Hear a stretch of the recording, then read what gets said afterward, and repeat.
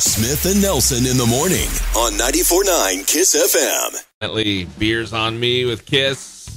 Be a nice day to find a patio, a deck, sit outside and have that beverage. As temperatures today in the mid-60s, actually right about 65 for Missoula.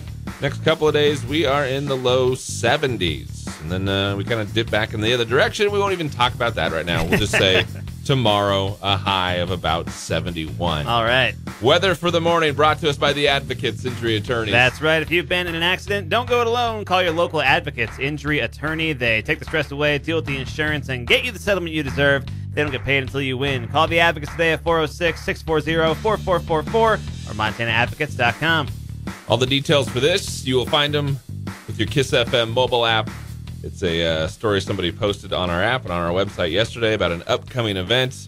And this is going to happen later in the fall, downtown Missoula. But it's pretty cool. And I can't remember how long ago it was that they kind of had the same company kind of putting this event on, where it was like this murder mystery. Right. Yes, I remember about this. And you kind of got your team together, and you paid your entry fee or whatever. But then it was kind of like this murder mystery. It took a couple of hours to solve, and it was all downtown, and it was kind of interactive. Yeah, it's sort of like an outdoor escape room where you're kind of like dealing with all these different clues that lead you on to the next thing, and you're trying to solve the murder mystery. It must have been successful enough that the people that are putting it on thought, well, let's give Missoula another go. Let's do it again. Seemed like it worked all right. Yes, although it's not going to be a murder mystery Not this the same time. thing, yeah. Different angle for this one. How about Alice in Wonderland themed? All right. That seems pretty cool. Yeah, definitely. So basically it's the same thing. Get your team together, and it's you buy just one ticket. It's like a one price entry, and then that gets you, it's like a team of up to 6 people. Okay. Kids get to play along and do it for free. It's a pet friendly event. Nice. It's outdoors. It's in outdoors, downtown. so it'd be tough for it not to be a pet friendly event. Right. But outdoors, so it's just kind of as you're making your way around downtown, you're doing puzzles, solving clues. It's all based through the app. Yes, and it's all kind of themed around Alice in Wonderland. You can dress up in your Alice in Wonderland costumes if you want. If you have those lying around the house, you can use those. This is the perfect time for it. And there are prizes awarded for different categories for people who complete this, including fastest team, best fancy dress, Alice in Wonderland inspired, so there you go, best team picture, best team name, best young detective for those under 16, and possum pooch for the best dog photo. There you go. Anybody that doesn't know what's going on that day is going to be looking like, whoa. Real confused. These people dressed up. What are they doing? Where are they going? Yep. This isn't until September, but they're saying space is limited, so if you want to get on and just kind of guarantee your spot, make sure you're in, might be something you want to do. Okay. But I was reading some of the details. It says unique escape room style experience. You go across town on foot, solving clues, competing challenges against the clock. You book the one ticket for team. You can start anytime between 9 a.m. and 2 p.m. So that's kind of the fun thing, is that it's kind of at your leisure. Okay, cool. You don't have to be there right at 9 o'clock for a start time. Yeah, if you want to sleep in a little bit, you can do your thing. Takes you about 2 or 3 hours on average to kind of finish it. You do it all through the app, and just looks like it'd be a pretty fun day. Yeah, definitely. I remember when the murder one was happening, that I was kind of like, it seems intriguing. I'd like to go check that out. Yeah, and then ultimately didn't, but now you have another chance to do it. There it is. All right, we've got the link where you can get tickets, but this looks like it'd be a kind of a fun day. Kind of a little Alice in Wonderland escape room themed fun going on downtown. All right, KYSS FM mobile app, you can find out more. When it's country in Sealy Lake, it's Montana's country leader, 94.9 KYSS FM. In Missoula, It's newsy and noteworthy, and it's now on 94.9 KYSS FM. Yes, it is. What's newsy and noteworthy for your morning, and this happened last fall, but I guess we're just hearing about it now. A bunch of people were on the Pirates of the Caribbean ride at Disneyland in October when it broke down. So they were stuck in the boats for at least 30 minutes. Not unusual. That happens from time to time. For the first 15 minutes or so, the music kept playing. So you just kept hearing, yo ho, Pirate's Life for Me, just over and over and over again. That wasn't even the worst part, because employees eventually stopped the music and turned the lights on, but no one can get off the boat yet. One of the guests had to pee, and they just went for it. This woman just started peeing off the side of the boat in full view of everyone. Wow. There's video of a mom talking about it afterward and saying a woman just behind her took her pants down, hung her butt off the side of the boat, peed right in the water. What do you think would be worse? The being stuck listening to the pirate song for like 20 minutes, or just once through the It's a Small World ride? I think It's a Small World ride might be worse. Still might be the one. It still might be the one. All right. Even without the P. Even without that one. It's kind of a cool story. Mother and daughter recently graduated together from Southern New Hampshire University. Judy and Madison, their names, both got their master's degrees.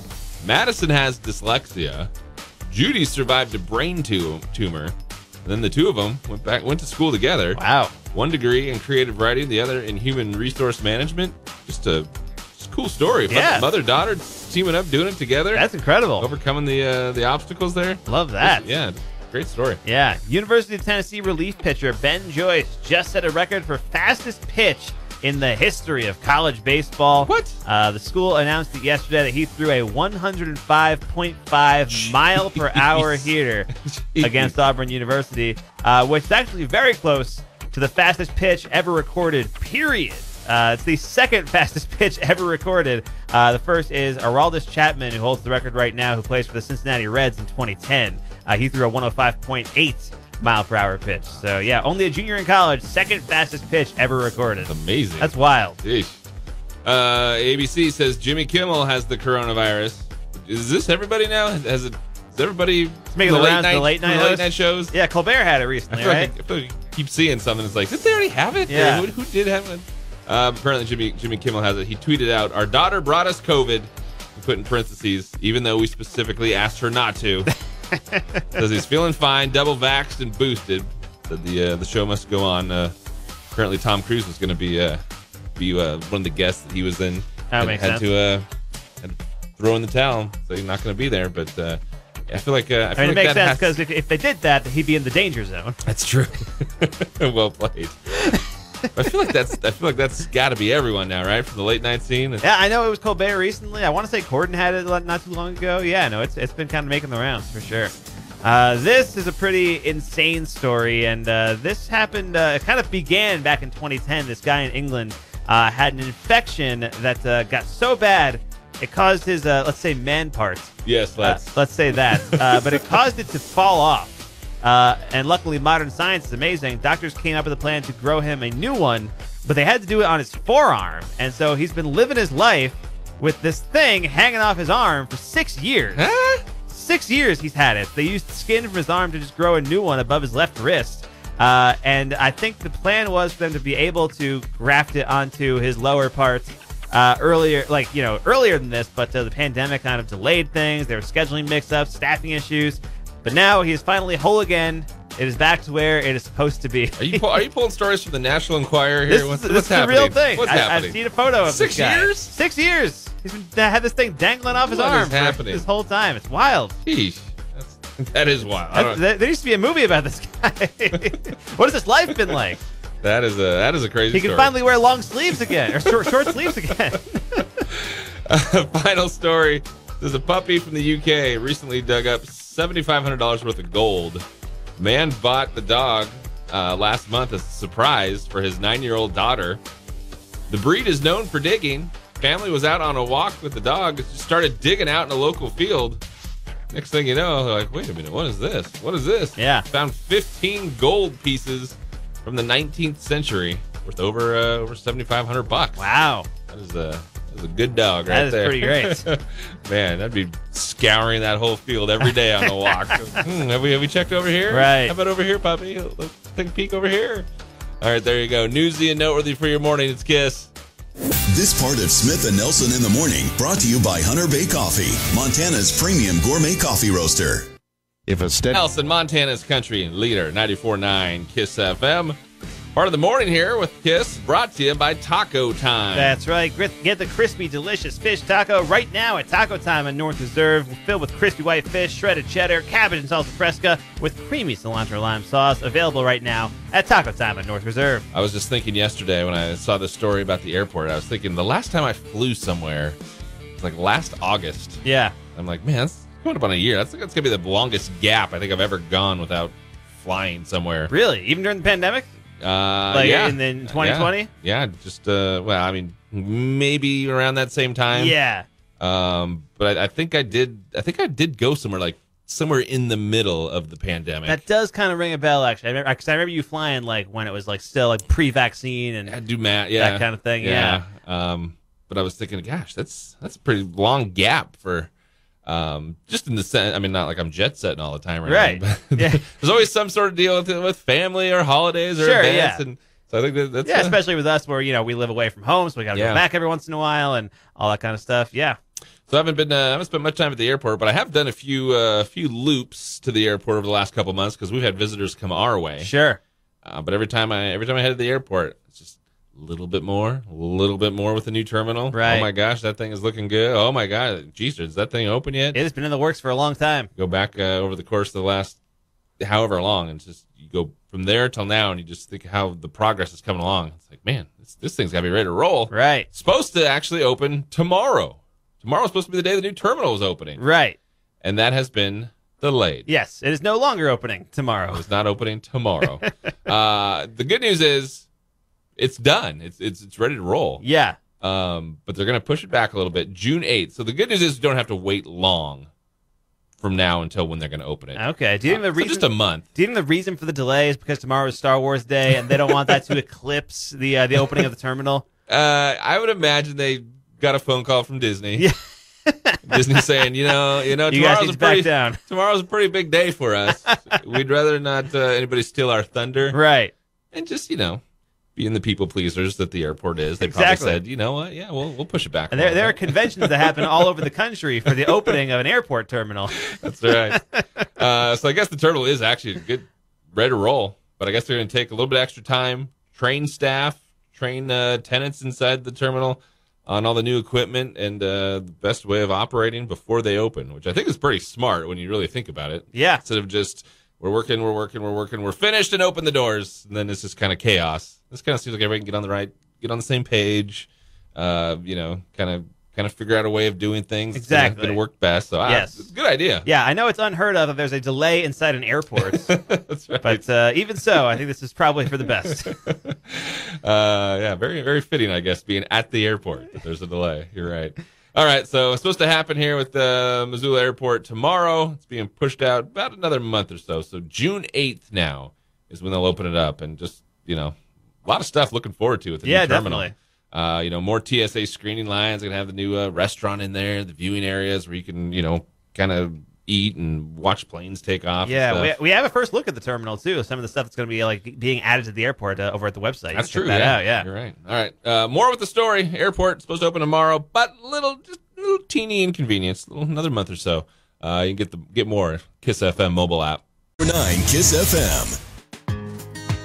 It's Odds and Ends with Smith and Nelson on 94.9 KISS FM. Yes, it is some odds and ends for your morning, and this news just came out this morning. Jackass TV series in the works after Jackass Forever, the movie, was such a huge success. They're going to be bringing the TV show back. So they can still make some money with it. Exactly. So the new show going to be airing on Paramount Plus, and details kind of scarce at the moment. No word on who's coming back for the show. I would imagine Johnny Knoxville may not be actually doing most of the stunts on it, but he might be like an MC or something like that. He's got to be a part of it. I feel he's got to be a part of it, maybe kind of hosting the thing. And who else is going to do the intro? Exactly, yeah. You got to have Knoxville doing the intro. And I would imagine the new movie brings in a lot of new cast members, so the focus would probably be on them, I would guess. Yeah, you would think. This is a fun story. Pete Davidson, Kim Kardashian, they've been in the news. Kanye West in there. Yep. His anger towards Pete, I guess you would say. It's been a whole thing, yeah. Pete Davidson apparently recently slammed Kanye West as he's doing a stand-up comedy routine. Made the joke that Kanye is trying to spend more time with his kids by dressing as the housekeeper, and said, quote, "Am I the only one who secretly hopes Kanye will go full Miss Doubtfire here?" So just start the countdown timer to the next Kanye West blow-up. Yeah, the next meltdown will be happening. Once he gets the full play-by-play of what Pete says. Yes. You can only guess how Kanye will respond. We'll see how that goes. Jack Nicholson's axe from The Shining just sold at auction for $175,000. The auction had a total of 12 bids. The final bid was actually $140,000, but there's a buyer's premium of $35,000 that gets added on. That's how they get you. Wow. $175,000, not even autographed. It's just an axe, basically. That's crazy. It's a pretty lightweight thing, but yeah, Jack Nicholson's axe from The Shining. Huh. Story about a man in Thailand recently setting a world record, solving a Rubik's Cube while skydiving. 13,000 feet in the air, whipped out the cube, solved it in 24.2 seconds. Man. Can you imagine if you went through, no skydiving experience, by the way. This is his first time skydiving. Right. Imagine like you went through all that to get up there in the air, and like you go to pull out the Rubik's Cube and it drops. Like, yeah, after all that. That's why you got to bring the backup cube. You got to have a second one. Now, was he costing you precious time for the record, though? Yeah. Now, was he like mid-fall, or did he like hit the parachute already and then was like leisurely doing the Rubik's Cube afterwards? That I don't know.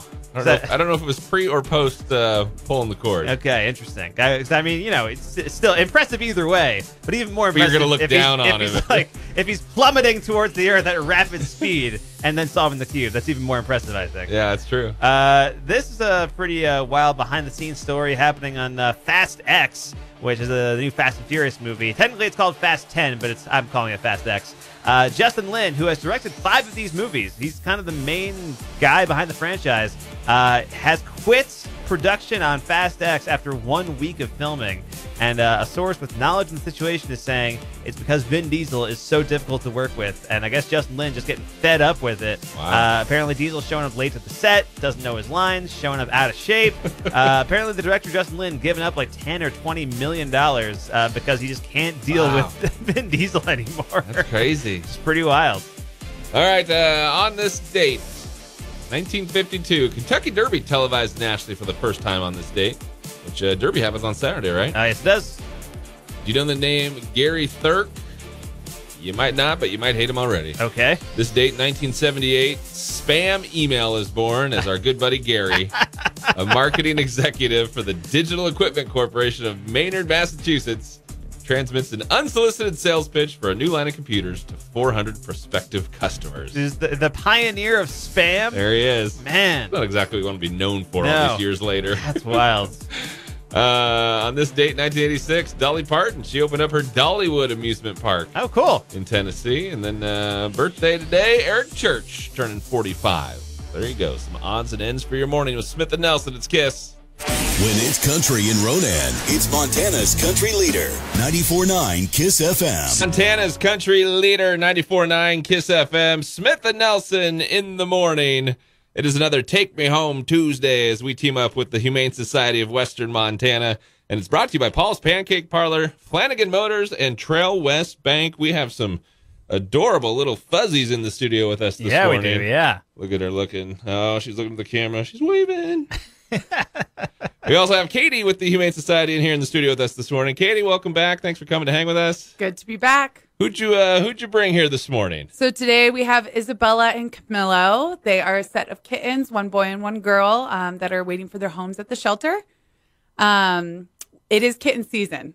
So now is the time of year we're going to have a lot of kittens. We're going to need a lot of help from our fosters and hopefully get some new fosters in our network so that they can take care of cuties like these. How old are these two? Yeah, they seem pretty small.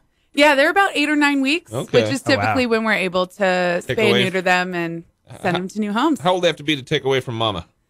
It kind of depends. Sometimes we do get bottle babies in, and if we get little kittens in that much, they need to eat like every 2 hours and be bottle fed. Oh, wow. So we have some fosters that are really committing to the bottle babies, and they get a lot of enjoyment out of that. But if the kittens are with mom or a little bit older, they can eat on their own, or the mom takes care of them, and you take care of the mom. They just like all of a sudden went into, just like everybody, when the mics go on, they just went into shy mode. I know. They were meowing up a storm right before we turned on the mics. Yeah. hit the mics and then just quiet. Yep. Little stage fright there. I love it. All right, so these guys they're ready to go, ready for a home. Yeah. Being as young as they are. Yep. They don't have to hit a certain age or anything? Yeah, they've been spayed and neutered. They are ready to go. They are currently up to date on their vaccinations, but when they're about 4 months old, they'll need to get a rabies vaccine, which we do offer a voucher for you to do that once they're old enough. Is this something where ideally they would go to the same place, or we're all right finding 2 different owners, or how does it? What's the best situation? We always recommend getting 2 kittens, kind of the buddy system, just because instead of them, running around your house and clawing up your couch, they're playing with each other. So cats are $125, or kittens are $125 at the shelter. They are all altered and microchipped, but we do a BOGO deal on kittens always. Oh, nice. We definitely encourage taking 2. Wow, yeah, I didn't realize that. But you just mentioned the claw up your couch. You got to be aware with kittens. They want to get into everything. They want to... Yeah, they're want to playful. scratch. They want to scratch, right? We got a kitten at home a couple months ago. Oh, yeah? We're getting it.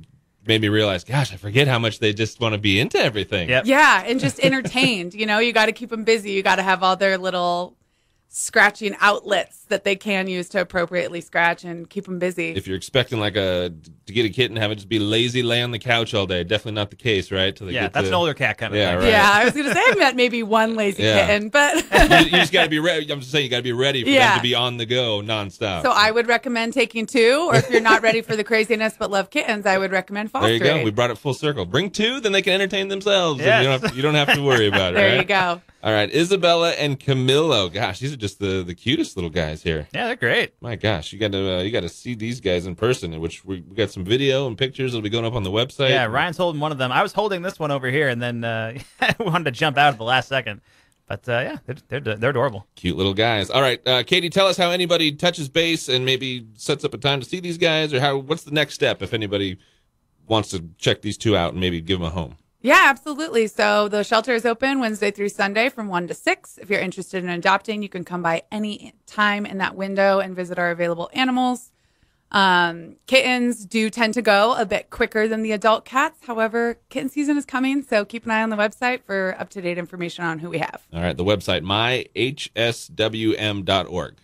All right, you got to see these. Got to see these 2 little cuties and get them a home. Katie, appreciate you bringing them in this morning. Thanks for having me. All right, it's Take Me Home Tuesdays, brought to us by Paul's Pancake Parlor, Flanagan Motors, Trail West Bank. Anything before we go?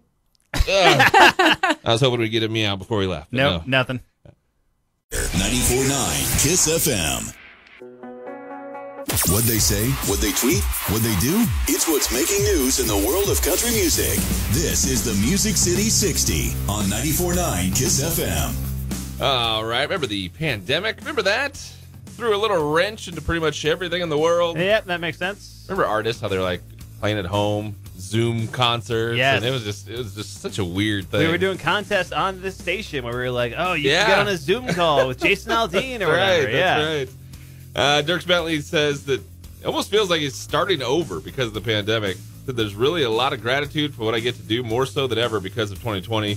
Feels like starting all over again because of what we've been through in the last 2 years. So we got to show our fans all the cool stuff we've been working on for the last couple of years. Nice. Which will include us getting to see what they've been working on. That's true. Dirk Bentley coming to the Adams Center in September. Show is supposed to be here in February, but then it kind of comes full circle to what we were just talking about. The pandemic screwed everything up, but eventually we'll get Dirk's here. Yes, that's going to happen. Garth Brooks was playing in Baton Rouge, Louisiana on Saturday, and the crowd got so loud that it caused an earthquake. I love that. Which is pretty wild. I guess the crowd got loud during his performance of the song Callin' Baton Rouge. Yeah. Which makes sense. He was in Baton Rouge. He was performing at Louisiana State University's Tiger Stadium, and a seismograph on campus reported the quake around 9:30, which that song is an unofficial anthem for LSU fans football games. That's right. They play that at the game. Yeah, exactly. They're nuts about it. So when he was playing it, the crowd went wild, and it is a massive stadium. Actually, it was the second largest stadium concert in North American history. Ever. Oh, my God. 102,321 fans were in attendance. Wow. Number 1 is George Strait at AT&T Stadium in Texas in 2014. That had 104,000. That's amazing. But yeah, earthquakes have actually happened during other sporting events at the stadium, but this is the first time it's ever happened during a musical event before. All right. Final one here. Jason Aldean tells MusicRow.com, seeing other country stars come out of Georgia made him believe he could succeed. I just love it. It says, when I was coming up, a lot of people that were coming out of Georgia made it seem like it wasn't an unreachable goal. Trisha Yearwood, Travis Tritt, Alan Jackson coming out of Georgia. I thought if these people can make it, so can I. Right. I don't feel like he meant it to be, but it sounds like, if these schmucks could do it, I knew it was no problem for me.